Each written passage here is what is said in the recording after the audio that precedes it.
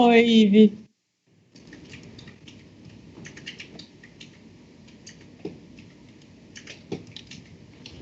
Ive tá com cara de ressaca por de campanha. Ai, estamos ao vivo, galera! Obrigada a todo mundo que veio aqui nesse domingo maravilhoso de chuva aqui em São Paulo, no caso, para poder ouvir a gente falar. A gente vai falar sobre como ser um profissional no mercado do RPG. Esse mercado existe, ele é uma lenda, ele é um caos, ele pega fogo, não sabemos. Vamos descobrir agora. Então, eu gostaria se, em ordem, a gente fosse se apresentando. Eu vou deixar eu por último dessa vez. E aí é o seguinte, eu disse quem é você na fila do pão e como, e como você está sendo um profissional do RPG. Que te qualifica como um profissional da RPG. Se quiser contar um pouquinho da historinha, da trajetória também, eu ia ficar bem feliz. Então, vou começar com a Cris. Ai, meu Deus, chamada. Meu nome é primeiro, Jesus. Começar com C, a vida é letra C. Bom, eu me chamo Cris Viana, eu sou designer gráfica, especializada em design editorial e tipografia. E nisso de começar a trabalhar com design editorial, né, eu comecei a trabalhar também com livro de RPG e com board game. Então, basicamente, eu acho que é esta parte que vos interessa nesse dia maravilhoso. Em seguida, a Elisa.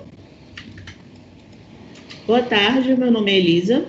Eu trabalho com RPG e board game há mais ou menos 10 anos. Sou revisora profissional e tradutora. E faz quase um ano, não, fará um ano agora em agosto, que eu sou editora assistente da Jambô Editora.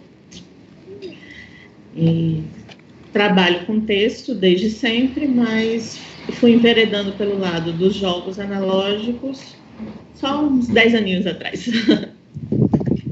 Nossa, bastante tempo. Ives, eu pulei a Maria... Não, agora é Maria do Carmo.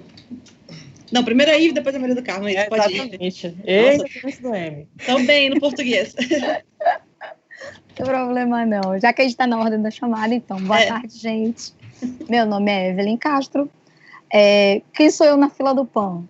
Eu sou designer gráfica, mais focada em web, só que há quase 10 anos, há 10 anos agora, eu trabalho com eventos, e em todos os eventos nos quais eu participo, a gente sempre tem um espaço dedicado a RPG. Então, eu trago RPG como atração e conteúdo há 10 anos. E no ano de 2021, eu realizei um sonho de infância, um sonho de princesa, de fazer um evento todo dedicado a jogos narrativos, incluindo RPG e board game. Então, estou feliz, é isso. Pode ir agora, Maria. Boa tarde, bem-vindos quem está chegando agora, bem-vindos ao Dia Nacional do RPG. Meu nome é Maria do Carmo Zanini, o pessoal me chama de MC no mercado de RPG e board game, nem tanto, mas de RPG sim. Então, eu sou profissional do texto há mais de 20 anos, e eu costumo usar a expressão profissional do texto porque eu traduzo, eu preparo, eu edito, eu faço produção editorial. Então, são várias tarefas relacionadas à publicação de livros em geral, então eu já encaixo tudo em profissional do texto. O pessoal do RPG me conhece muito mais pelos anos que eu trabalhei ou como freelancer ou como editora mesmo dentro da Devir Livraria. Eu cuidava da linha Mundo das Trevas 2.0, que é Vampiro Hacking, Lobisomem e os Destituídos, Mago, o Despertar, etc. E, cheio de livros perdidos, né, Cris? Pô, senão, vamos valorizar nós aqui. E tenho uma outra publicação, mas acho que nada muito conhecido do pessoal do RPG, apesar de ser um livro-jogo e tudo mais. É isso. Muito legal. Então, eu queria começar esse papo com... A gente escuta, principalmente em discussões em grupos de Facebook, a gente escuta muito sobre o mercado do RPG é isso, o mercado do RPG é aquilo, o mercado não funciona assim, não existe mercado do RPG. Então, eu queria que vocês, da perspectiva de vocês falassem o que vocês enxergam sobre, tipo... o que é esse tal mercado do RPG? O que é a nossa indústria que a gente está fazendo parte, assim? podemos seguir em ordem, então, Cris, se você puder começar. Vocês ouviram os barulhos estranhos? Meu gato tá loucaço na caixinha dele aqui, arranhando tudo, entendeu? Então, assim, é isso. Preocupa não. Então, sobre o mercado de RPG. Eu acho que, assim, a Maria acho que tem muito mais experiência para falar sobre isso, porque ela já trabalhou dentro e fora, né, vamos dizer assim, como contratante e contratado. No caso, eu sou sempre contratada, né, para mim é um mercado pequeno, mas é um mercado que você tem que fazer conexões, né, conhecer as pessoas, infelizmente até às vezes muito pessoalmente, assim, para você conseguir entrar, sabe? Pelo menos a minha percepção é essa. Então, muitas vezes, realmente, eu consegui esses contatos por indicação, ou por ir diretamente a essas pessoas e falar: oi, tudo bem? Como você tá? Então, eu faço esse trabalho aqui. Então, você tem que... você tem que ir seduzindo ali as editoras, né? Começar aquele relacionamento até uma hora vir um trabalho. Então, tô indo meio no seco aqui, assim, sobre o que falar sobre isso, porque eu ainda tô meio... Mas eu acho que, para mim, é assim que o mercado funciona na parte de design, né? Para mim, como designer gráfica, meus trabalhos são muito visuais, então as pessoas vão me contratar por conta disso, por ver as outras coisas que eu fiz. E é sempre aquela coisa, você precisa pelo menos de uma coisa para mostrar. A partir do momento que você tem uma paradinha para você, tipo, eu já fiz um jogo, já fiz um livro, já fiz uma coisa e tá aqui, e você fez essa coisa com qualidade, vai ser muito mais fácil daí em diante, assim, sabe? Sim, mas a sua perspectiva de design é que, tipo, existe demanda o suficiente, vamos dizer assim, se você quisesse, tipo, cansei de trabalhar em qualquer outro projeto, vou pegar só livro de RPG agora, só projeto de RPG. Você sente que isso existe, assim, ou é uma coisa mais espaçada, tem que pegar as temporadas de projetos novos e tal? Eu não trabalho só com RPG, não tem como só trabalhar com RPG. A minha vivência é que, tipo, existem trabalhos, mas são muito pontuais. Assim, por exemplo, eu peguei Castelo Falkenstein. O legal de Castelo Falkenstein foi um financiamento coletivo gigantesco, no qual, acho que 6 meses da frequência, se não me falha a memória, sai um livro. Então, esse livro chega para mim nessa frequência. Mas é um livro de 120 páginas, de 126 páginas. Não é um livro que, tipo, vai me dar tem um orçamento muito gigantesco, é um livro pequeno. Então, isso com certeza, gente, não tem como você, pelo menos na parte de design, eu não vejo, assim, eu trabalhando só com RPG. Se por acaso, por exemplo, né, que agora, graças a Deus, aconteceu de que eu consegui um contrato com uma empresa do exterior. Então, a gente que é brasileiro, para ganhar em dólar, tá uma maravilha, né? Para gastar em dólar, tá meu Deus, você fica assim, meu Deus, meu rim, que vai acontecer? Dá daquele desespero. Mas para ganhar o dinheirinho do lado de fora, ganhar em dólar, tá ótimo. Então, assim, se eu fizesse um livro de RPG lá para fora por mês, eu tava aqui, ó. Tava feliz da vida. Mas isso não vai acontecer. Sim. Isso é um negócio assim, aquela parada surreal. Foi esse caso, foi uma parada surreal. Foi várias pequenas coisas foram acontecendo para que isso acontecesse, né? Então, para você conseguir as coisas, eu sempre acho que é uma mistura de talento, não no sentido de dom, tipo, você se esforçou para aprender aquilo, você se dedicou para fazer aquilo, e oportunidade. Então, você tem que ter as duas primeiras coisas antes da oportunidade aparecer. Sim. Então, foi isso que aconteceu. E vai acontecer mais ou menos para todos os trabalhos, meio que essa junção aí desses 3 fatores. Sim. Legal. Elisa, como é que é o seu cantinho no mercado do RPG? Eu sou revisora e trabalho com revisão. Como a Zanini disse, vou copiar ela, porque eu sempre copio a Zanini mesmo. Então, eu sou profissional do texto desde os 17 anos. Eu não vou dizer minha idade, tá? Abafa. Então, sempre foi um trabalho paralelo, como uma maneira de complementar a renda, de ter um dinheiro extra, né? E eu sempre trabalhei em outras coisas. Eu já trabalhei, coisa demais. Então, 10 anos atrás, o que aconteceu?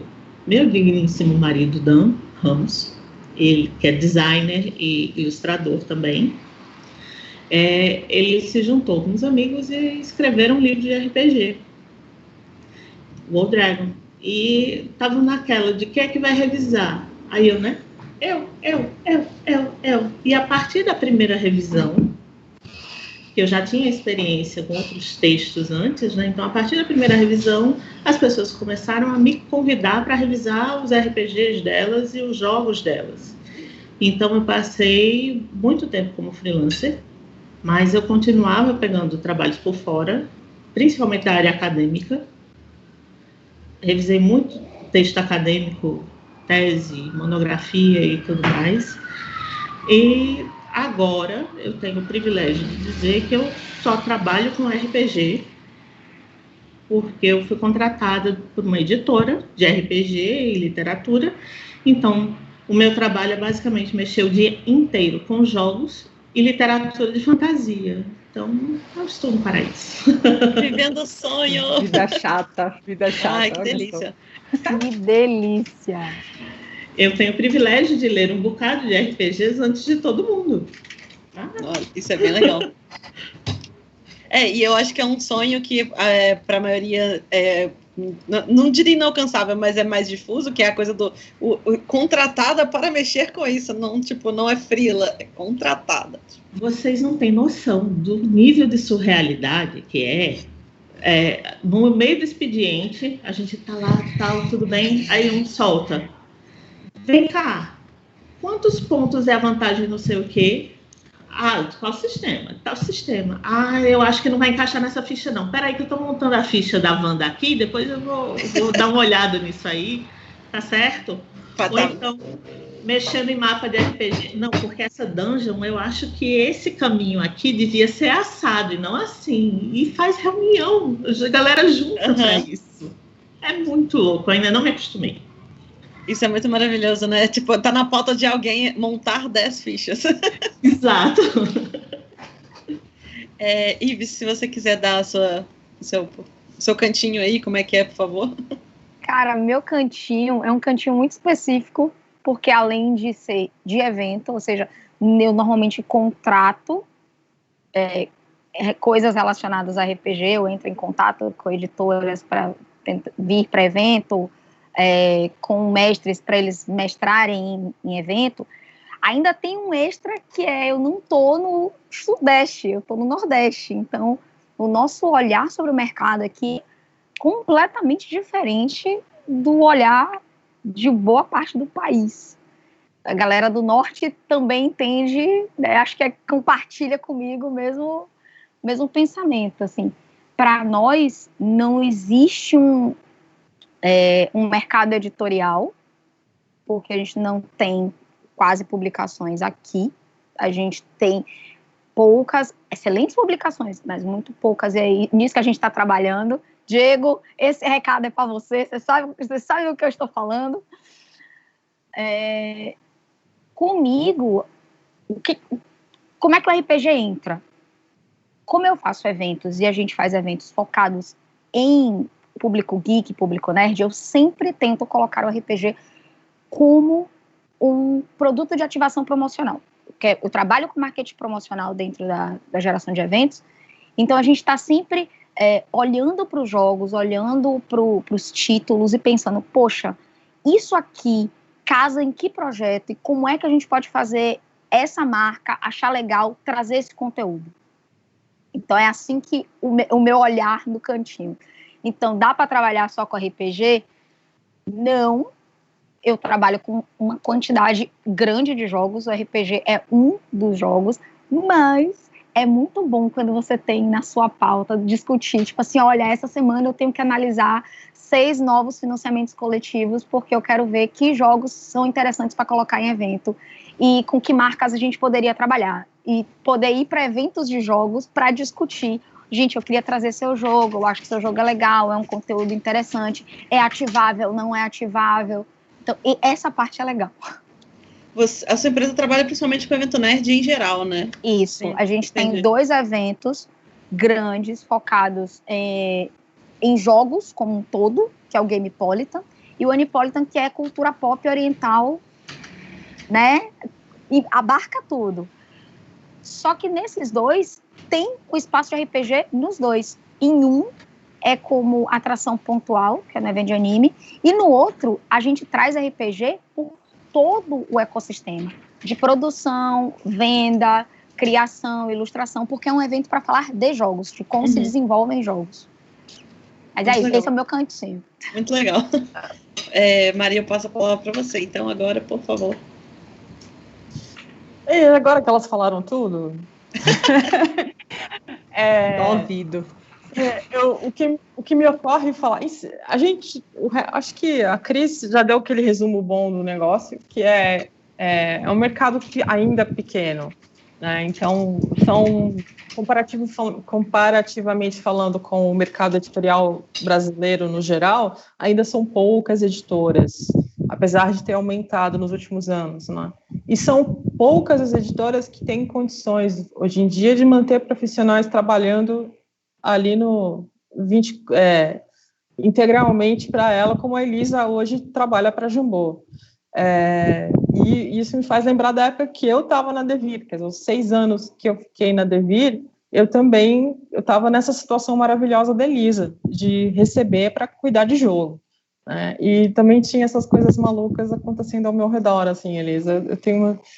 Era cada papo maravilhoso, principalmente porque no editorial eu ficava num cantinho ali, e atrás de mim ficava toda a galera dos quadrinhos. Né, da Devir. Então, era cada papo lindo sobre Marvel, DC e tudo, e qualquer outra coisa, mas enfim. Hoje em dia, eu sou freelance, né, eu sou autônoma, então, esse é o problema. Ser autônomo tem algumas vantagens e vários problemas. E um deles é que você tem que correr loucamente atrás de trabalho, porque senão falta. Então, você não pode ficar nas mãos de uma editora só, né? Então, e aí é isso que a Cris falou, né? Uma editora só de RPG no Brasil vai publicar, tirando as grandes, que no caso a grande seria a Galápagos e a Jambô hoje em dia, vão publicar, sei lá, 2, 3, 4 títulos por ano, né? Então, e não dá para... Às vezes esses títulos estão sendo traduzidos, por exemplo, simultaneamente. Então, uma pessoa só não tem como trabalhar em todos eles. Então, acaba que você acaba recebendo 1 livro por ano, 2 livros por ano, só para fazer de uma editora apenas. Então, você tem que correr. Você tem que ralar e tem que fazer essa networking que a Cris comentou, e tentar mostrar seu trabalho e conseguir trampo aí, né? Então, hoje em dia, eu como profissional do texto autônomo, eu trabalho para umas 5 ou 6 editoras e atualmente só 2 são de RPG, né? Sim, acaba que entra muito aquela coisa de você tem que fazer quase uma marca pessoal, de você ser uma pessoa confiável, que entrega na hora e tem que estar sempre disponível, pelo menos comunicar que não está disponível, mas vai estar disponível no dia tal, né? Isso eu tenho isso um pouco com design, e é cansativo pra caramba. É exaustivo mesmo. Ainda mais, para mim, piora, porque eu sou geração X. Ô, Maria, que isso, MC? Para mim, piora, porque eu sou geração X e eu estou trabalhando com a galera das editoras que é Y e já estava começando a aparecer uns Zs, assim. Então, tem um conflito geracional, às vezes, porque eu sou a velha que gosta de usar tudo, que gosta de tudo por e-mail. Aí vai chegar a modificação por áudio no WhatsApp, você vê. Exatamente. Não, amiga, isso aí não é geração, não, viu? Isso não é geração, não. Falar. Gente, mandem as coisas por e-mail, registra a parada. Pelo amor de Deus, o WhatsApp não é lugar de trabalho para ficar dando solicitação, ok? Nossa. Não, mas ainda tem isso, tipo, eu tenho um cliente que é assim, ele manda vários áudios pelo WhatsApp e eu me perco com aquilo, porque ainda se fosse pelo menos no Telegram, que... né, dá para elencar. que dá para elencar em texto assim, mas, cara, difícil. Mas a gente tem que se adaptar, então bora. Eu não sou de uma geração posterior, mas não aceito de jeito nenhum áudio de WhatsApp. Sob hipótese nenhuma. Não, porque é uma emergência. A emergência, você tem dedos, colega. Vá lá. Digita aí. E só para defender minhas amigas aqui do texto, tá? Gente, as ferramentas de edição de texto hoje, principalmente as online também, elas têm a ferramenta comentário. Então, você quer fazer alteração? Usa a ferramenta de comentário, por favor. Assim, o designer agradece. Menina, eu tenho um outro cliente que toda santa vez, uma vez por mês, ele me manda uma mensagem do tipo: Maria, você tem o arquivo do jogo tal? E eu digo para ele, tá no Drive. Gente, eu tô sofrendo agora na minha empresa. Mas não dá para você me mandar o link? Eu falei, você não precisa do link, já está no seu Drive, vai lá. Toda vez. Velho, eu já tenho na minha proposta, quando pede orçamento, já tem lá dizendo, tipo, eu só recebo correção por PDF, não adianta mandar em nenhum outro lugar, só vai ser pelo PDF. Eu não, se mandar alteração via WhatsApp, tem que formalizar por e-mail. Eu não vou fazer se vier por WhatsApp. Já tem dizendo isso tudo lá. Porque se a pessoa vinha mas aí, você viu aquele negócio que você concordou? Tá lá, dizendo. Você precisa mandar um e-mail. Não, que nada, gente. Não dá, porque as pessoas esquecem que as coisas têm processo. Sim. Né? E muitas vezes, especialmente... Médio RPG tem um pouquinho disso, por quê? Porque muitas dessas editoras nascem de pessoas que amam aquilo. E não necessariamente elas tiveram uma vivência no mundo editorial anteriormente. Elas até manjam muito bem, às vezes, do que eles fazem, mas o processo editorial em si... Aí a gente, às vezes, realmente tem que parar e praticamente catequizar a pessoa ali no processo. Olha, funciona assim. Por que tem que ser por e-mail? Por que tem que ser assim, assado?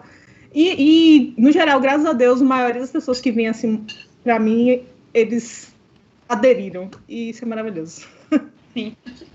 Falando de processo, só para complementar, falando de processo, não só no meio editorial, mas também em todo o ecossistema empresarial. Quando você vai pensar no produto e na promoção do produto. E isso eu olho muito, que assim, às vezes a gente tenta explicar. Cara, eu quero usar teu jogo, ou eu estou usando o seu jogo, ou eu estou usando o meio RPG para uma ativação promocional, e isso vai ser interessante por isso. E as pessoas dizem assim, mas isso não é um hobby. Não, gente. O hobby é você comprar seu livro e jogar em casa. Existem uma série de outras coisas aí que não são um hobby, que servem para divulgar o hobby, sim, servem, porque as pessoas comuns que não estão na nossa bolha vão entender que existe hobby, mas... Calma, não precisa matar, não. A gente só está tentando olhar de um outro lugar. Então, sim, pensem sobre isso. Eu acho que a era do YouTube trouxe o RPG como mídia, né? E aí, dentro dessa mídia, dá para usar bastante coisa. Eu lembro quando o Vin Diesel estava com aquele filme horroroso lá do Caça às Bruxas, que ele foi lá na galera do Kick and Sundry e narrou uma mesa com um personagem criado, com uma ficha de Witch Hunter, e ele fez uma sessão pra galera assistir, pra galera entrar na hype do filme. Então, assim, você enxergar o RPG como essa capacidade de mídia consumível, né, é muito louco, assim, é uma coisa muito do nosso momento agora. Antes de passar pra gente desenvolver mais esse papo de como é a rotina, né, de burocracia e tal, eu vou falar do meu cantinho, que é o cantinho da ilustradora independente, da produtora de conteúdo independente, assim, tipo, que... a minha parada foi que eu caí no RPG muito de gaiata, e aí eu percebi que eu podia, tipo, era o meu hobby, e aí eu percebi que se você organizar direitinho, dá pra você vender o projetinho, né, para pessoas tipo a Ive, falando, olha, eu narro RPG, eu ilustro, eu dou aula disso relacionado a RPG, você quer fazer um evento de RPG? A gente pode oferecer esse cardápio de atividades, que é o que eu faço com a Matilha da Garoa.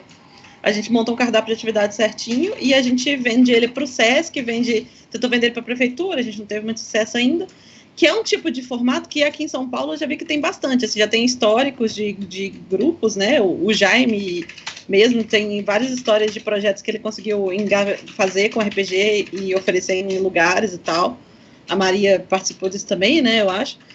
E eu estava tentando fazer isso antes da pandemia, deu uma parada agora, mas eu cheguei aí para alguns Sesc, eu ganhei dinheiro narrando RPG, gente, é possível. Não é só na trambicagem. E fora isso, é aquela coisa de, tipo, você ter a disciplina para montar um livro, montar um produto, montar uma coisa fechadinha para você poder vender para uma série de pessoas, né? Atualmente eu tô com um projeto no Catarse de mapas de RPG, que eu tô bem confiante em relação ao crescimento dele, para eu conseguir viver só dele, quem sabe no futuro próximo. Nesse compromisso eu tenho um produto, esse produto Glória, tem muita gente que quer, que é a coisa de, tipo, você me paga R$5 por mês, eu te dou 2 mapas de RPG. E é um produto que, se eu conseguir a escala de expansão suficiente, eu vou conseguir realmente virar um projeto macro da minha vida, não uma coisa pontual de freelance. O que é uma perspectiva muito legal, assim, e é uma coisa que é totalmente possível. Mesmo no mercado nacional, você não necessariamente precisa... porque a galera fica batendo muito nessa tecla de, se você for pro Patreon, gente, no Patreon tem 13 páginas de projeto de mapa. No Catarse tem eu. Então, assim, calma. Não precisa só ir para fora. Você pode construir aqui uma base sólida de clientes confiáveis, com um atendimento legal, se você for transparente, tiver um fluxo de entrega legal, né? E isso não vale só para mapas de RPG, vale para, tipo, mini-jogos independentes, vale para suplementos, vale para fichas, tipo, dá para você ser um produtor de conteúdo e ter esse compromisso com o seu público de soltar sempre em troca de uma recompensa, né? Que é uma coisa muito moderna, muito dos últimos 10 anos para cá e tal, e as pessoas estão, tipo, começando a entender como é que isso funciona. Eu acho que a galera do Twitch consegue, eu pelo menos almejar isso também, né, que, tipo, ter uma produção de vídeos constante em troca de uma recompensa de uma comunidade de fãs que está sempre crescendo. E é um negócio que, assim, a gente tem que ficar de olho, porque não vai sumir, né, vai só expandir mais. E tem uma perspectiva de futuro interessante para a gente acompanhar, assim. Então, passando para o próximo ponto da pauta, eu queria que a gente tivesse um papo sério sobre justamente esses desafios de burocracias, rotinas, comunicação com o cliente, todas essas coisas, né? Então, tem alguém que quer começar? Tem alguém que já quer falar de alguma coisa disso? Ninguém quer ser a vítima, não? Se ninguém quer ser a vítima, eu começo. Vai lá, Ivy. É porque, assim, eu sou designer de formação. Então, trabalhar com freelance, trabalhar com cliente, é um troço que a gente aprende do processo da faculdade. E no RPG, isso não muda.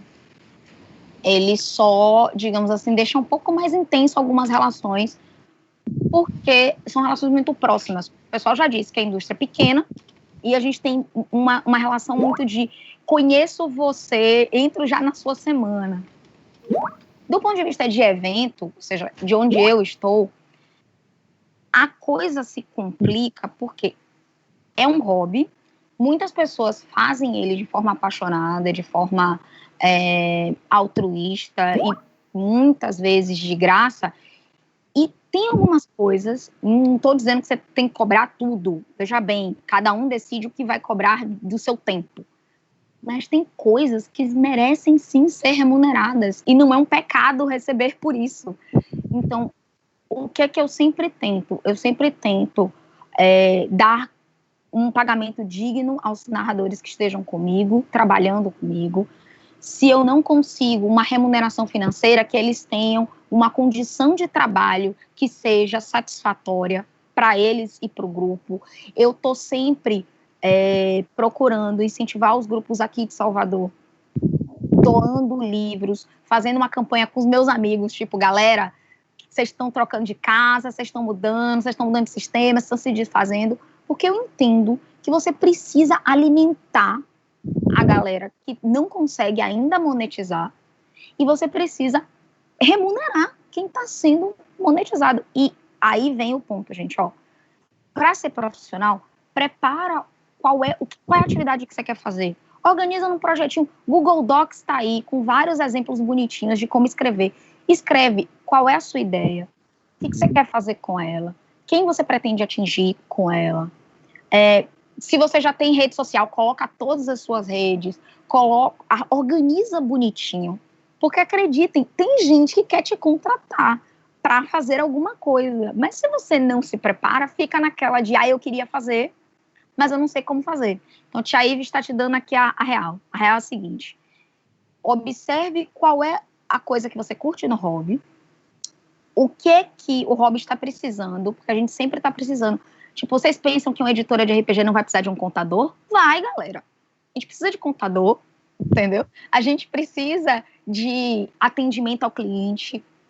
A gente precisa de várias funções burocráticas que tem muito jogador de RPG que trabalha para terceiros, mas nunca pensa, poxa, podia ver se tem empresas que precisem disso. E isso faz para o nosso hobby um bem danado, que é ter profissionais formados fazendo aquilo que sabem fazer e melhorando o sistema.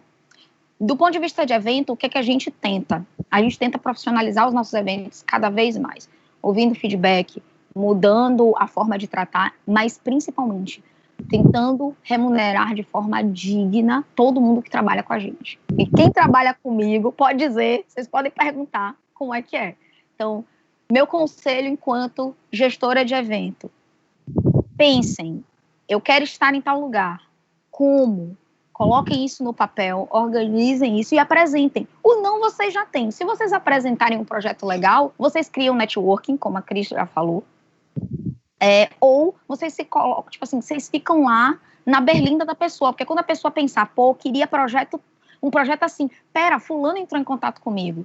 E, importante, façam uma entrega, ou seja, terminem o projeto de forma certinha. Se comuniquem por e-mail, mantenham as datas e as demandas, coloquem tudo, façam acordos direitinho, sabe? Ajuda. Profissionalizar o hobby não é,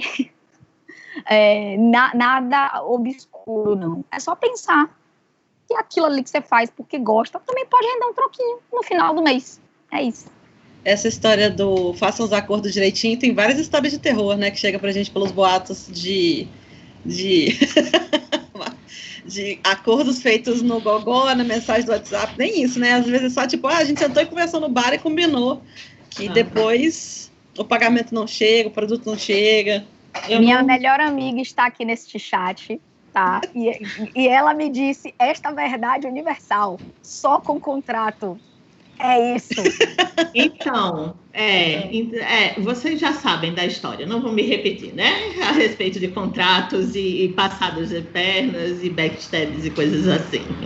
Não precisamos expor ninguém, nem levantar tretas antigas, mas a gente sabe que acontecem. E todo mundo já conhece essa história, né, do mercado. Maria, você tá mutada, por favor. Eu juro que eu não estou usando essa camiseta como provocação.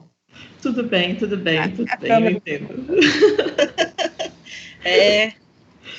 Então, gente, só complementando o que a Evelyn disse, eu estava um dia desses assistindo o Emicida falar num programa, e ele disse uma coisa que é a pura verdade, aplica-se ao nosso mercado. Porque nós somos um mercado pequeno e nós não temos um rio de dinheiro, de uma maneira geral, principalmente as pessoas independentes, não quer dizer que a gente precisa fazer as coisas pela metade, mal feita, com uma qualidade inferior ou zoada. Pelo contrário, vamos mostrar o capricho da gente, entendeu? Se eu topei trabalhar num projeto independente, porque eu acho o projeto legal, eu tenho que fazer esse projeto tão bom quanto um projeto para a editora que está me pagando. Entendeu? Isso daí demonstra o profissionalismo. Se a gente decidir profissionalizar o RPG, passa também pela nossa mentalidade. Duas coisas. Ganhar dinheiro não é pecado, não é errado. Todo mundo precisa pagar boleto, todo mundo precisa comer, certo? Então, se você arranja um jeito de monetizar alguma coisa que você já faça, ou que você é bom em fazer, não está errado de jeito nenhum. Essa história de, não, eu só vou fazer pelo amor ao RPG. É sua escolha. não taque pedra em quem decidir cobrar a respeito. Sim. Né? E segundo, que é importante você identificar essas questões todas e estar aberto a receber os feedbacks. Todo mundo erra, todo mundo falha, todo mundo aprende. Profissionalismo também, a postura profissional também passa por a capacidade de melhoria. Se eu fizer alguma coisa que não ficou legal e o meu cliente, direto ou indireto, chegar para mim e dizer assim, ó, ficou uma porcaria, eu tenho que sentar, analisar, ver os pontos de crítica para tentar melhorar. Essa história de fulano não gosta de mim, por isso falo isso, é infantil, minha gente. Nós não estamos na 5ª série, mas nós estamos numa mesa discutindo profissionalismo dentro do RPG. Então, essa fase de qualquer coisa tá bom, já passou. A gente, nós brasileiros e nós mercado, nós editoras, temos a capacidade de concorrer de igual para igual com material do mundo todo. Pode ser que nossa remuneração não seja tão legal quanto a remuneração do mundo todo, mas aí passa pelas dificuldades de ser brasileiro, né? Então, a gente tem que passar por cima disso. Sim, muito legal. Digo logo que nossa edição de Castelo Falkenstein BR dá de 10-0 na gringa, mas de muito longe, sacou? O nosso financiamento da Retropunk é a coisa mais linda que tem no mundo. Não tem outro livro tão bonito de Falken. Desculpa aí, gringos, mas não. Essa coisa do livro vir para o Brasil já com o projeto gráfico fechado, não poder mudar, eu sinto que a gente perdeu umas oportunidades muito boas de tipo, cara, a nossa edição não precisa ter capa colorida, impressão 20 mil cores na molde da gráfica chinesa para ela ser foda. Se os caras liberassem pra gente, tipo, pega o texto e faz um treco aí, ia sair tanta coisa boa.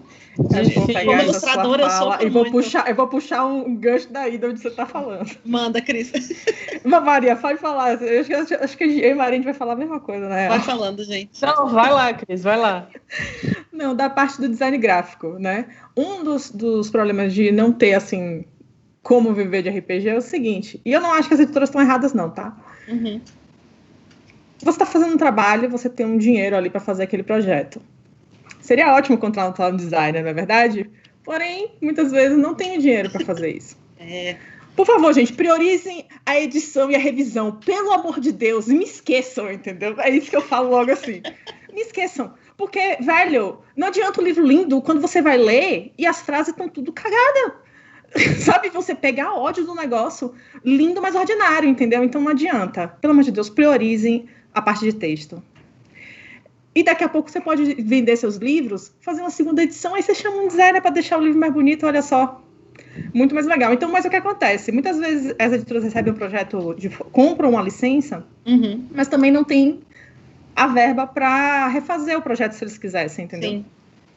Eu sei muito que é uma questão de verba mesmo. Então, o designer... tem as duas coisas, né? Conta a sua foca.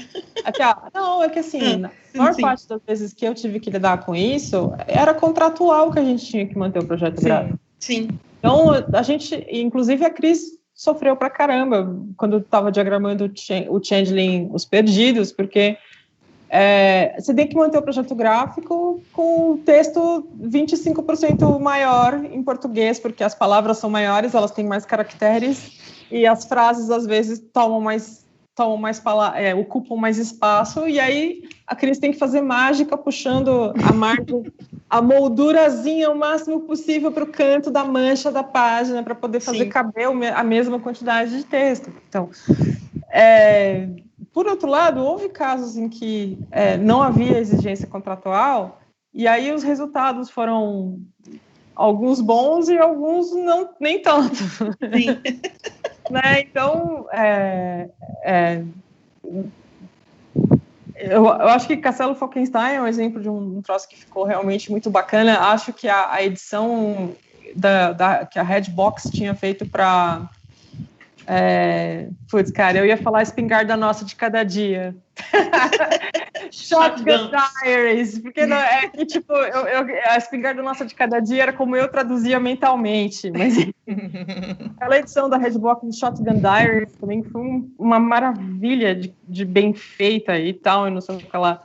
E realmente para mostrar para o pessoal lá fora que, olha, brasileiros, quando resolvem fazer a coisa bem feita, sabem fazer direitinho, né? Sim. Mas é isso, às vezes não tem essa opção. Você tem que manter o projeto gráfico lá, e agora tá uma marcação cerrada, né? A Gale Force 9 representando a Wizards of the Coast faz um monte de exigências. Eu fui contatada outro dia por um colega americano que trabalha numa editora lá fora, e ele queria para saber se eu prestaria o serviço de vigiar a tradução de uma editora brasileira. Louco. Oi. Sim. Né? Então, porque eles querem ter o controle de qualidade. Então, era uma coisa que 20 anos atrás ninguém no mundo do RPG pensava nisso, entendeu? Tipo assim, tem uns brasileiros lá publicando, bacana, tal. Eu também recebi um convitezinho desses. É porque também agora a galera começa a criticar as coisas e eles começam a marcar a galera das editoras de origem. E aí fica uma confusão, porque os caras não estão entendendo o que está acontecendo, só sabem que tem um monte de BR xingando, aí você fica assim, gente... O que eu acho interessante é que às vezes alguns xingamentos são pertinentes, outros não. Aí entra a história do pessoal que não sabe do que está falando, querer falar a respeito do assunto que não conhece, né? Que foge ao controle de todo mundo, lógico, mas assim, pensar 2 minutinhos antes de apertar o Enter não mata ninguém. Então, na palestra que estava rolando antes da Devir, com o Jaime e com os funcionários da Devir, eles estavam comentando que, tipo, às vezes o cara vai criticar e não sabe quer dizer, vou deixar a Maria comentar isso melhor, mas não sabe o trabalho de pesquisa que o cara fez para tomar a decisão de traduzir daquele jeito, né? Ou de fazer aquela diagramação daquele jeito. Então. Quantas vezes eu passei por isso, né? Mas assim, eu cheguei também. Em parte, a responsabilidade também é das editoras. Isso tem a ver com o processo editorial e os protocolos que são seguidos ou que deixam de seguir.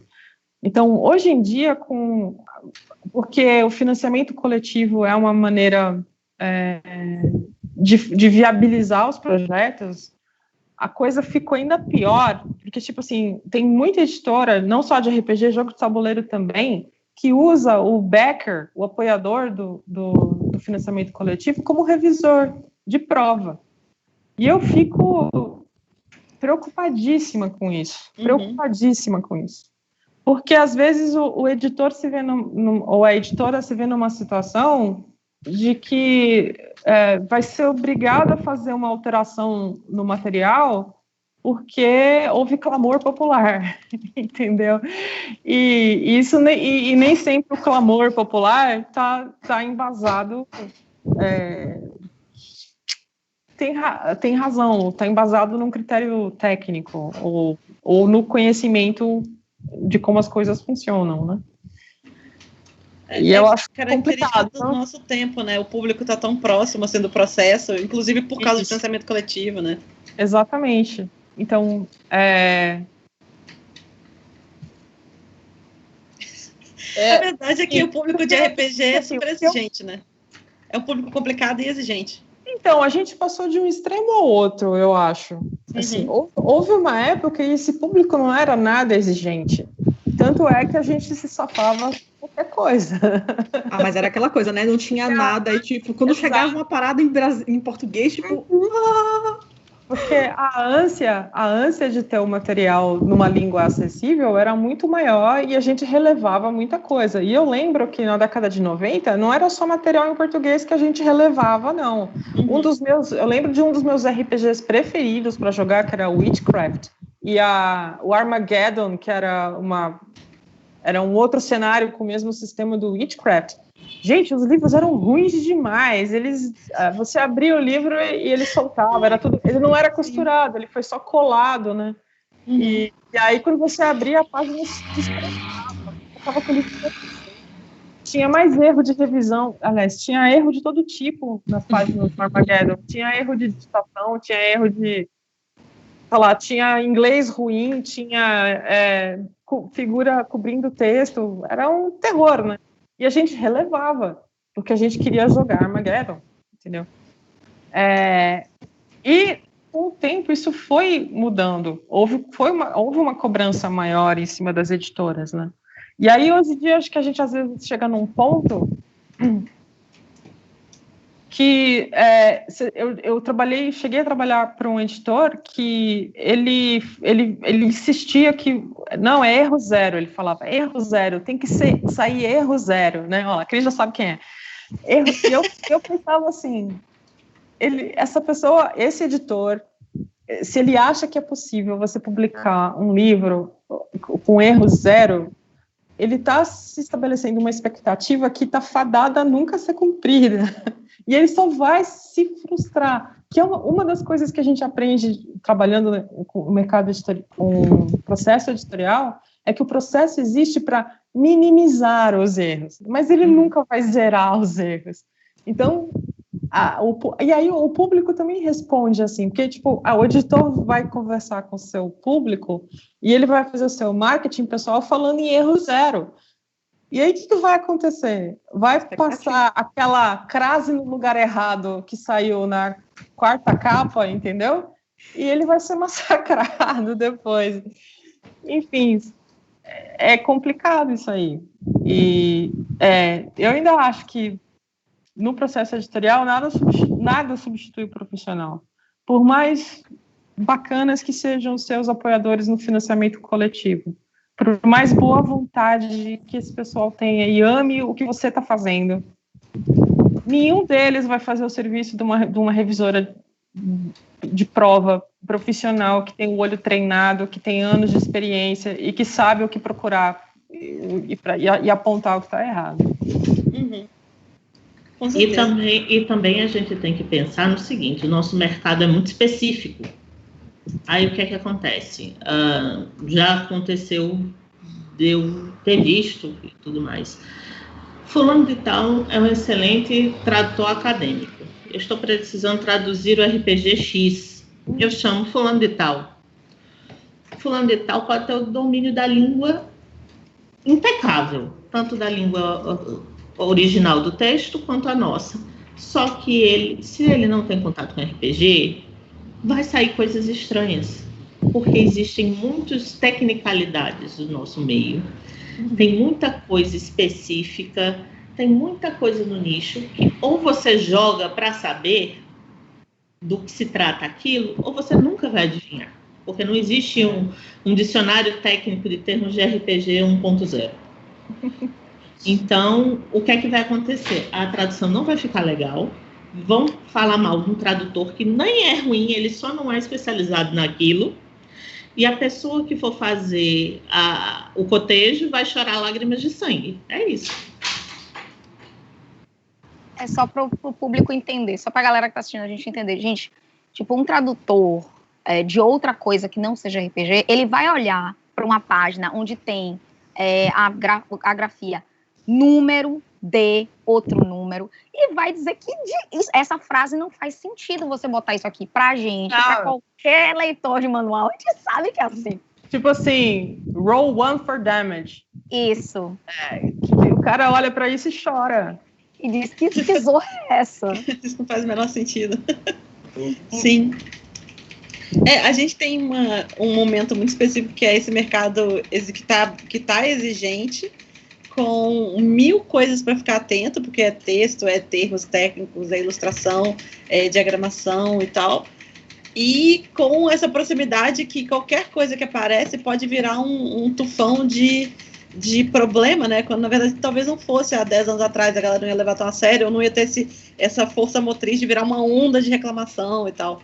Então, tipo, é um momento para você ficar de cabeça muito fria, assim, porque tem vários estresses, eu acho. Mas a mesma coisa tem um ponto negativo e um ponto positivo. ponto negativo, né? A gente, às vezes, tipo, recebe uma onda de hate que você fica assim, gente, mas calma, peraí, o mundo não acabou. Vamos olhar aqui o todo. Tipo, isso não é nem um do livro. E, ao mesmo tempo, também que agora as editoras estão sentindo que elas realmente precisam contratar o profissional. De que, tipo, eu vou ter que contratar um diagramador para esse livro, porque eu tenho uma base de fãs muito grande, e essa base de fã vai financiar o projeto pelo Catarse. Os projetos de Catarse, para mim, tipo, que tem o fã ali do lado, basicamente, eu vejo que eles realmente têm que pensar duas vezes, assim, será que eu vou fazer isso in-house com uma pessoa que não, tipo, tem uma formação com design e diagramação e fazer o básico, ou vou contratar uma pessoa para tentar fazer um pouco além e esse público ficar, tipo, animado e começar a recompartilhar as coisas e dizer, cara, isso tá ficando aqui muito legal, e aí ficar mais famoso o projeto, né? Então, tem dessas também. E eu acho que o projeto ganha mais tempo distante também, né? Porque não precisa ser uma edição que daqui a 2 anos tem que trocar porque ela saiu muito cagada, tipo. Ele vai ficar ali vários anos reimprimindo e vendendo, sem ter que ficar mexendo. Oremos, né? A gente, porque, além de tudo, a gente está na tal da crise do mercado editorial, né? Que livrarias fechando, mudando de formato, empresas antigas que não estão dando conta mais. E nesse meio termo, o que vocês acham que, tipo, o nosso mercado está aí, tipo, conseguindo se achar, ou que tá uma coisa meio esquisita? Ou ele talvez nunca tenha se achado, ele está sempre em transformação, assim? Vai, Elisa. Eu acho que a pandemia fez bem para o mercado de RPG, por incrível que pareça. Louco, sério? Acho, sabe por quê? As pessoas precisam de mais distração, precisam de mais arte, precisam sair do mundo real, cheio de Covid, estresse, e eu não vou entrar na política, tá? Prometo, juro. Então, quer uma coisa mais legal, mais divertida e mais simples do que você se juntar com seus amigos para você rolar uns dados e se divertir por umas horas virtualmente?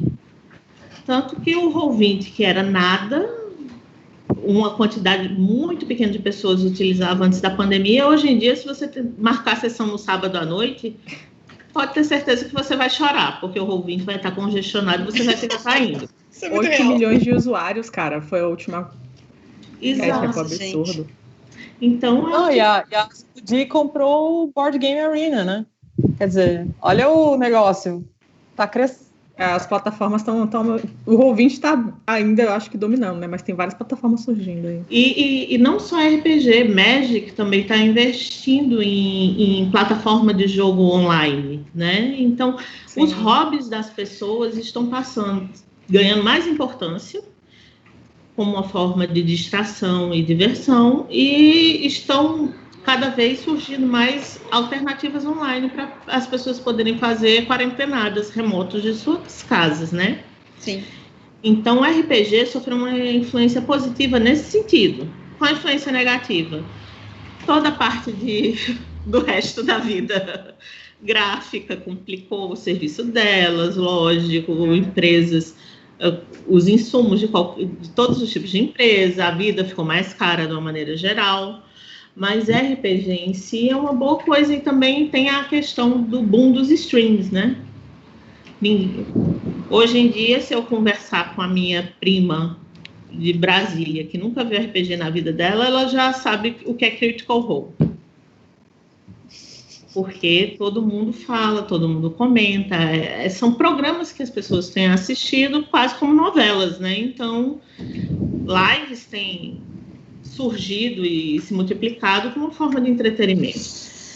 Então, nesse ponto, entendam bem, nesse ponto específico, a pandemia foi uma coisa que foi benéfica para o mercado, só nesse ponto. Ajudou, tá tudo bem. Ajudou a aumentar o consumo, né? Exatamente. Uhum.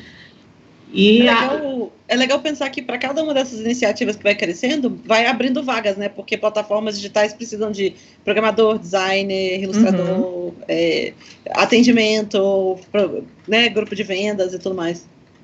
E só complementando a Elisa, eu acho que essa mudança de eixo, de olhar foi, como Maria disse mais cedo, nós entendemos que o RPG, como seus primos, literatura, cinema, ele é uma mídia. E como mídia, ele gera consumo e gera interesse e pode ser consumido de várias formas. Então, eu acho que esse foi o ponto. A pandemia deixou um processo que estava acontecendo, já tem um tempo que estava acontecendo, de migração do olhar do RPGista enquanto consumidor de uma nova mídia. E colocou isso na nossa cara, tipo, ó, galera, é sim uma forma de entretenimento. Como é que a gente lida com ela? Não é só aquele hobby de garagem, de ficar ali no cantinho. Inclusive, não só o RPG, pintura de miniatura, desenvolvimento de maquete, jogos de cartas, jogos de tabuleiro, todos esses hobbies indoor, fechadinhos no cantinho, que era aquela coisa que você, aeromodelismo, que você fazia no canto, tudo isso migrou enquanto mídia para as plataformas digitais. Sim. Uma coisa que eu sinto da minha perspectiva de produtora de conteúdo, assim, de pessoa independente, é que existem o mercado consumidor, no caso, né, não as indústrias, mas existem uns consumidores que são super barulhentos e aparecem muito, que é a galera das redes sociais, e existe toda essa gama de gente inativa, vamos dizer assim, que está escondida em casa, curtindo seus hobbies ali no seu cantinho, e que são consumidores em potencial para você, se você souber chegar até eles, assim. Que foi do tipo, por exemplo, de onde é que surgiu R$1 milhão de Tormenta, do financiamento de Tormenta? Porque, tipo, de onde é que veio esse volume de gente, né? Não vem só da comunidade do Facebook que o link chegou lá. Vem de toda essa galera que consome RPG na sua casa e não participa, não vai em evento, não participa de grupo, não tá no Twitter, mas que na hora que apareceu o RPGzinho favorito dele, no formatinho novo, eles foram lá e gastaram dinheiro.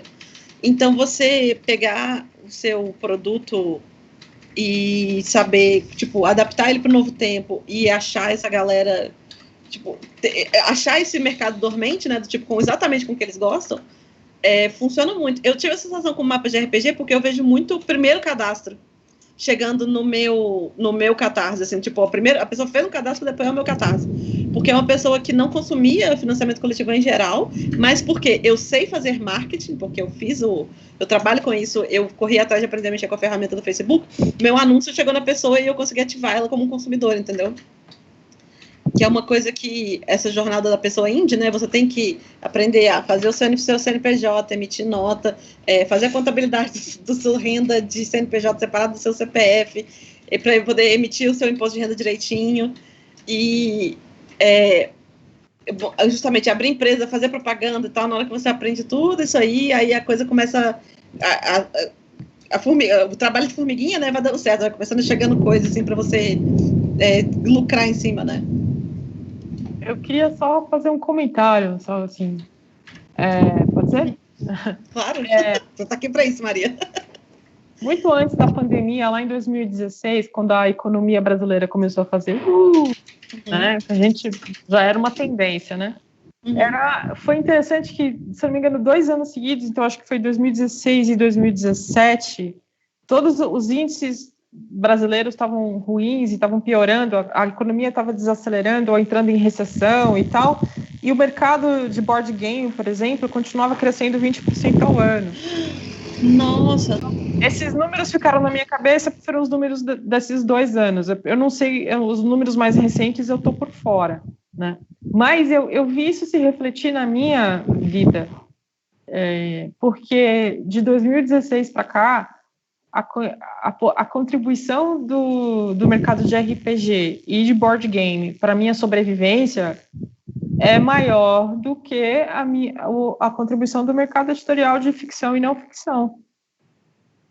Assim, porque nessa época também houve o problema com as mega livrarias, e quando elas quebraram, elas foram arrastando um monte de editoras junto com elas por causa da dívida bilionária que essas mega livrarias tinham com as editoras, né?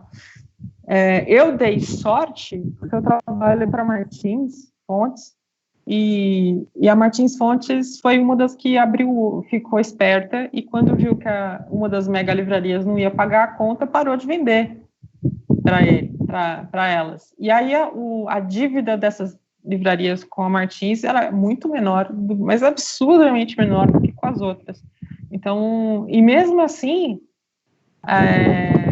eu chegava a fazer 4 livros por ano para Martins, 4 traduções, né, de peso para Martins. Hoje eu estou fazendo 2. E dessas 2, uma pelo menos é literatura infantil ou infanto-juvenil. Então, mudou completamente o perfil do negócio. E o que está mantendo eu e minha família aqui é o mercado de RPG e tabuleiro. Isso é bem legal, né? É tipo, uau!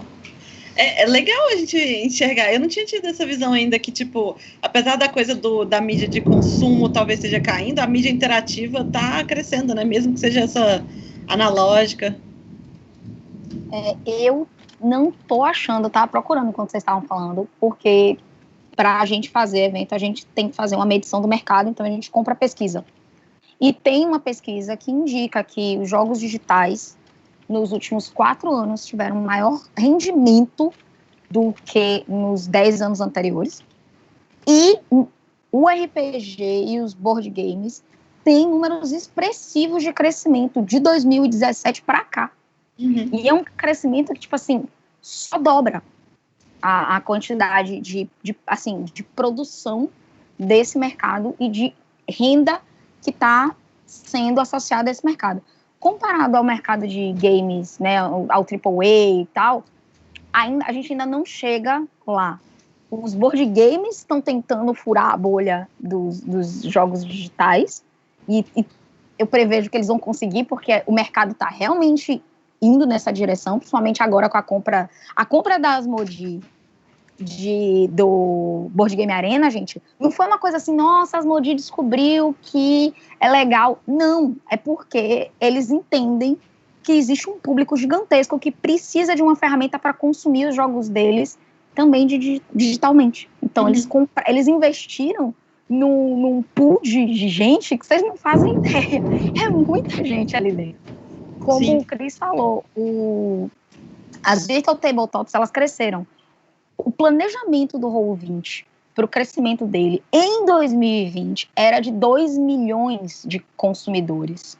Por conta da pandemia, eles foram para 8 milhões. E eles não estão dando conta, porque eles tinham um preparo para chegar num determinado ponto e que a demanda explodiu. E ele não é a primeira Virtual Tabletop, ele é uma das que ficou mais conhecida com a gente, mas existem muitas outras Virtual Tabletops por aí, há muito tempo. Eu e Cecília, inclusive, nos conhecemos testando umas Virtual Tabletops que nem existem mais. E é um mercado que está crescendo. Na última década, a interação, ou seja, mídias que gerem interação, jogos ou hobbies que tenham a junção de pessoas, tem sim se tornado um mercado, tipo, muito rentável. Eu estou acompanhando esse mercado e estou assim, ok, como é que isso vai chegar no Brasil? Estou vendo chegar agora. Quer dizer, agora que eu digo, de 2018 para cá, eu estou vendo isso consistente no nosso país. É legal que a sensação que eu tenho, estando meio de fora do mercado formalzão, assim, é que pelo menos em matéria de público, tá tendo essa renovação bem legal de, tipo, da galera que tá consumindo, porque entrou, sei lá, vamos dizer assim, do 2013 para cá, assim, foi entrando cada vez mais gente. Essas pessoas estão sendo bem recebidas, até porque a gente fez esse trabalho de base, tipo, olha, um narrador legal, ele se comporta assim, uma comunidade legal, ela é desse jeito. E essa galera não tá indo embora, né? Porque eu sinto que os jogadores dos anos 90, um pouco, eles foram crescendo, eles foram parando de mexer com RPG. Só ficou mesmo a galera entusiasta. Mas essa galera que tá entrando agora vai levar pro resto da vida. Então é um mercado que não vai... É um consumidor que não vai desaparecer, né?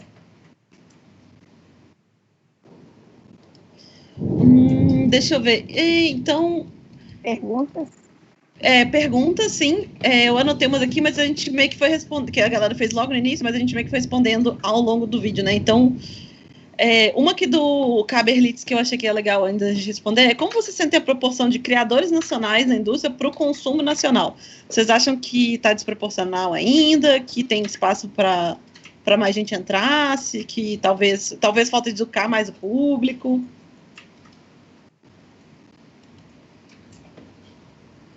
Olha, do ponto de vista de alguém que realizou um evento recentemente com praticamente só jogos em português e que tinha muitos designers nacionais, eu vejo um crescimento muito interessante, principalmente com a ferramenta de aproximar a produção, não estou falando especificamente do financiamento coletivo, mas dos autores e produtores e as editoras conseguirem um outro viés com as redes sociais de sair da estante da livraria e ir para a estante chamada internet.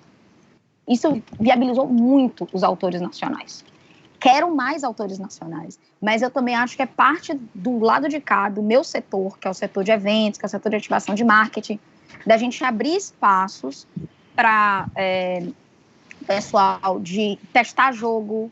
Então, a gente tem que ter mais eventos que permitam laboratoriar jogos, para que a gente possa testar, conhecer e difundir. Então, tem que ter mais DOFs, gente. Não necessariamente o DOF ser várias vezes, mas outros formatos de DOF, entendem? Pessoas órfãs do DOF. Nossa. Todos nós. Todos. Porque o evento ajuda nisso. Ajuda a divulgar, ajuda a testar, ajuda a ter feedback. Então, o que eu vejo com relação a produção brasileira no mercado, temos excelentes designers. Esses designers, inclusive, estão produzindo para fora do país. Temos um meio editorial muito capaz de fazer excelentes produções no Brasil. E estão fazendo. Quero mais. É isso. Esse é o meu centavo. O que você ia comentar, Maria? Não, eu ia falar que a Ivy era a pessoa certa para falar isso. Para falar isso por causa do contato dela com inúmeros designers, game designers nacionais. Né? É que eu, infelizmente, estou na minha torre de marfim do excesso de trabalho e acabo não tendo tempo de acompanhar o que está acontecendo. Então, eu achei que antes da Ivy começar, você tinha feito um movimento para desmutar o microfone. Eu achei que você ia adicionar mais alguma coisa. Era só isso. Então tá bom, gente. A gente ainda tem uns 5, 7 minutos, 10 minutos, se vocês quiserem adicionar alguma coisa que vocês acham que a gente esqueceu de falar. Eu posso, acho que me ocorreu uma coisa. Na galera do jogo de tabuleiro, tem inúmeros eventos de testar para desenvolvimento de protótipos. Então, assim, tem grupos de designers que se reúnem toda terça-feira, quer dizer, se reuniam antes da pandemia, agora estou fazendo pelo Discord, inclusive, se reúnem para apresentar seus projetos e aí tem gente que faz uma série de micropalestras e micro-oficinas para esses próprios designers vão oferecendo o que eles sabem e trazem também gente de outras áreas para comentar e tal. E tem os prototipando e tal, não sei o que ela quer, para apresentar o protótipo e botar para testar e conseguir feedback de outros designers ou do público que vai ser o seu potencial consumidor. Então, acho que a gente seria legal talvez começar a pensar em fazer isso no caso dos RPGs.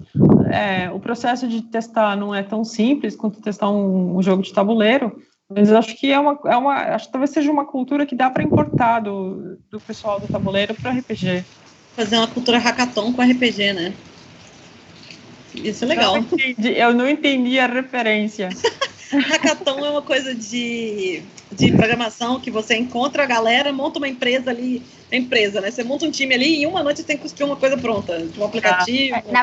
Na verdade, assim, hackathon é um dos tipos de jams, que são essas junções de você monta um time para fazer uma tarefa específica.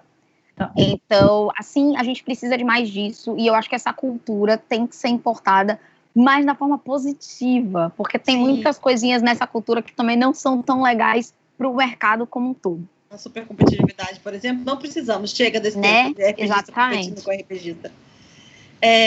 Aproveitando que a Maria do Carmo pontuou isso, e está encavetado com a pergunta que o Noper fez aqui pra gente.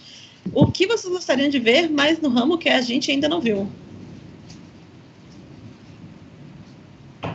Bem, eu vou falar como ilustradora, eu queria mais material nacional feito com ilustração nacional, tipo, um livrão de D&D, só de todo nacional. Eu ia falar a mesma coisa, basicamente. Tipo, publicação AAA, assim. Tipo, a bandeira da arara e do elefante. Sim. Sim. Queria que tivesse uns 3 desses por ano, assim, comprava todos. Pois é. Ter projetos que dê para, tipo, dar pro design e falei, faz um negócio aqui novo pro mercado brasileiro. Isso também é um negócio que falta muito. Sim. Eu vou falar uma coisa que pode ser meio polêmica. As minhas amigas de texto, por favor, não queiram me matar e não queiram me bater. Ô, louco. Porque o que eu vou falar é um pouco assim. Eu gostaria muito de manuais de RPG que pudessem ser lidos de forma melhor em leitores digitais e não em tablets. E isso é uma coisa que eu sinto muita falta. Eu não sei qual que é o tabu que editores de RPG tem com soltar o EPUB, cara. Eu morro de ódio disso. É que é mais um processo e mais um dinheiro, pô. É mais um processo e mais um dinheiro. É isso. E compete com o seu produto principal. Isso. Tipo, outra coisa que eu lembrei que seria legal. Uma editora vem pra mim e fazer assim, olha, a gente queria fazer essas coisas aqui pra colocar no Roll20. Nossa! Never happen. Né? Sim, seria maravilhoso. Tipo, já vim com, sei lá, o NPC tem uma aventura, o NPC deixou um bilhetinho, já tem o bilhetinho pra você jogar lá no handout. Essas coisinhas assim que, tipo, enriquecem a experiência dentro do Roll20, porque a gente perde muito quando a gente sai do pessoal pro digital, dessa coisa do contato e das sensações, assim. Então, eu acho que todas essas coisinhas enriquecem a parada. Sim, é uma coisa de... Eu tenho visto isso muito nas campanhas lá fora, que você já pode comprar o pacote do jogo fechado no Roll20, né? Então, tipo, sim. tem a caixa, mas se você... Coisas pequenas. Alice Smith, tipo, por exemplo, se a editora criar uma playlist no Spotify para você jogar ouvindo aquela playlist. Não é nada surreal, sacou? Não é nada surreal. É tipo assim, pô, essa playlist aqui é massa. Tipo, obviamente, tem algumas coisas aí de RPG que já vem com a playlist que eles compraram, sacou? Tipo, acho que Pathfinder tem uma playlist do Pathfinder. Só que dá pra fazer isso de uma forma mais simples. Por que não, né? Eles já têm, muitos livros gringos já tem lá tipo, obras que são legais que estão no livro. Por que elas não vão, tipo, eu sempre esqueço o nome do programa, eu uso e eu sempre esqueço, que é o de você recomendar leituras. Você bota lá, isso aqui são as obras recomendadas para esse RPG. Ou colocar a playlist no Spotify. Porque tá tudo lá. Inclusive, a Against the Dark Master fez um trabalho maravilhoso de playlist. Eu ia falar disso agora. Uma das coisas que mais me colocou no jogo foi aquela playlist.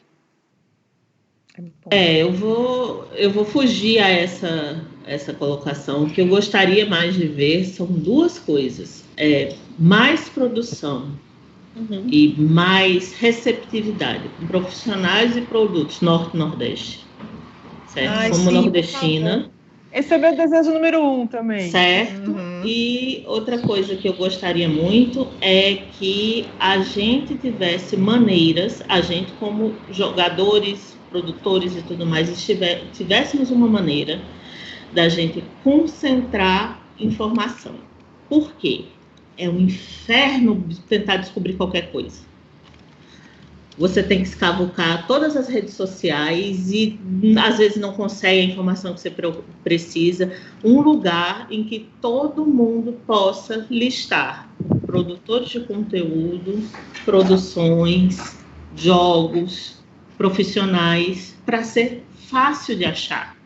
Porque às vezes você precisa de uma informação para algum produto seu, ou então você tem uma ideia e você simplesmente não tem referência a quem chamar, como e de que jeito. Sim. E eu sei que isso é um sonho, por assim dizer, mas que é muito complicado de pôr em prática, porque requer muito trabalho, muita dedicação e centralização. Então, se a gente for centralizar em alguém ou em alguma empresa, pode ter certeza que esse alguém, essa empresa, vai ficar sobrecarregada. Então, esse é um trabalho muito grande que a gente deveria, como comunidade, sentar e refletir como é que pode ser executado. Sim. E eu realmente adoraria isso. Eu dou meus centavos nisso no seguinte, talvez esteja na hora de nós, do outro lado do mercado, que estamos demandando, comprarmos mais pesquisas, porque existem sim ferramentas para centralizar, e que, por exemplo, editoras poderiam se valer de pesquisa, se as empresas de pesquisa enxergassem a gente enquanto mercado. Sim. Porque eles têm o mecanismo para fuçar todas essas informações. Mas para poder, né, começar a enxergar, tem que começar a ver a cobrança e aquela coisa do ciclo. Mas é legal, eu acho que a gente está num momento muito bom, assim, comparar, tipo, né, nunca se esteve num momento tão bom para o mercado nacional de RPG, então, que isso só melhore, mãos pro alto. Gente, eu vou ter que encerrar, né, porque já tá bem em cima e eu sinto que a gente falou tudo que eu queria, então foi ótimo, eu quero agradecer a todo mundo. Eu vou pedir para vocês, palestrantes, entrarem no Discord e deixarem os links de vocês, o jabazinho, no tópico que tem lá para isso, no canalzinho que tem lá. E aí eu vou pedir para a galera entrar no Discord também, para poder pegar esses links, mandar mensagem, falar que está gostando, ficar de olho na programação. Já vai ter uma palestra logo em seguida aqui, quando a gente fechar. E muito obrigada, foi ótimo. Vocês são demais. Vou reunir essas mulheres maravilhosas aqui. Grandes beijos. E alguém quer falar mais alguma coisa antes da gente fechar? Então tá bom. Beijinhos, galera. Até depois. E todo mundo que tá aí, fica online de noite às 9 horas, que a gente vai ter a palestra de encerramento, que vai se reunir todo mundo, aí é o momento de vocês jogarem pedras ou flores, o que vocês acharem mais legal. Beijinhos. Tchau, tchau.